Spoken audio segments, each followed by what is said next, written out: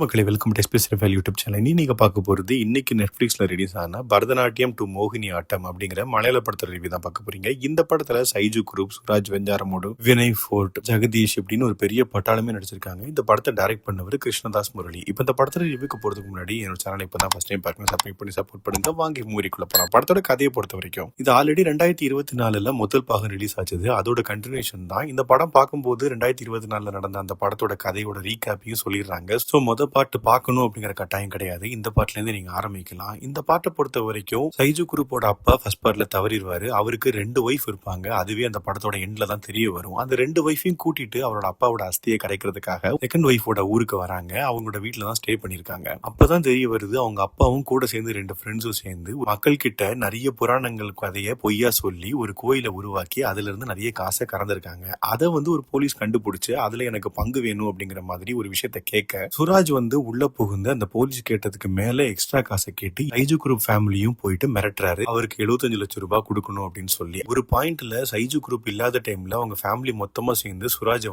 கொலை பண்ணிடுறாங்க. இதுக்கப்புறம் அந்த கொலை பண்ண பாடியை எப்படி டிஸ்போஸ் பண்ணாங்க, இல்ல போலீஸ் கிட்ட மாட்டிக்கிட்டாங்களா இல்லையா, இதெல்லாம் பாக்குறதா இந்த படத்தோட மிச்ச கதை. இது ஒரு டார்க் காமெடி ஜானர். இப்ப இந்த படத்தோட பாசிட்டிவ் நெகட்டிவ்ஸ் பார்க்கலாம். எனக்கு ஃபர்ஸ்ட் தோன்றது இந்த படத்தோட கேஸ்டிங் ரொம்ப பெருசு. பட் ஆனா எல்லாருமே சூப்பரா நடிச்சிருந்தாங்க. குறிப்பா சைஜு குரூப் அவரோட பாட்டை ரொம்பவே சூப்பரா பண்ணியிருந்தாரு அப்படின்னே சொல்லலாம். சுராஜும் ஒரு எக்ஸ்டெண்டட் கேமியோ பண்ணியிருக்காரு. வழக்கம் போல வர சீன்ஸ் எல்லாமே கலக்கிருக்காரு அப்படின்னே சொல்லலாம். அடுத்த பாசிட்டிவா தோன்றது இது ஒரு டார்க் காமெடி ஜானர் அப்படிங்கறதுனால நிறைய காமெடிஸ் நல்லாவே ஒர்க் அவுட் ஆயிருக்குது. குறிப்பா சொல்லணும் அப்படின்னா அந்த திருஷ்யம் கதையை வச்சுட்டு இவங்க ஒரு கதையை மேக் பண்ணுவாங்க. அதெல்லாம் செம சிரிப்பா இருக்கும். இந்த மாதிரி நிறைய சீக்வன்ஸ் இந்த படத்துல இருக்குது. டெக்னிக்கலா சினிமோட்டோகிராஃபி அண்ட் லொகேஷன் ரெண்டுமே வேற லெவல்ல இருந்தது. இதெல்லாம் தான் அந்த படத்தோட பாசிட்டிவ்ஸ். இப்ப நெகட்டிவ் செட் பார்க்கலாம். எனக்கு முதல் நெகட்டிவா தோன்றது இந்த படத்தோட கதையை நான் ஆரம்பத்துல சொன்ன மாதிரி அந்த கதை தான். பட் ஆனா அதை 2.5 மணி நேரத்துக்கு அதை ஓட்ட முடியுமா அப்படின்னு கேட்டீங்கன்னா கண்டிப்பா முடியும். எப்படின்னா ஒரு இன்ட்ரெஸ்டிங்கான சீன் சீக்வன்ஸ் இல்ல ஒரு சூப்பரான ட்விஸ்ட் இருந்தா. பட் ஆனா இந்த படத்தை பொறுத்த வரைக்கும் இந்த ரெண்டுமே இல்ல அப்படிங்கறதுனால கொஞ்சம் போர் அடிக்க ஆரம்பிக்கிறது செகண்ட் ஹாஃப்ல எல்லாமே. அண்ட் குறிப்பா வினய் ஃபோர்ட் ஒரு கேமியோ பண்ணிருக்காரு. அந்த கேமியோ பெருசா இம்பாக்ட்ஃபுல்லா இல்ல, அதுவும் போரிங்கா தான் இருந்தது. அண்ட் காமெடிஸ்லயும் நிறைய காமெடி ஒர்க் அவுட் ஆயிருக்குது. பட் ஆனா சில காமெடி எல்லாமே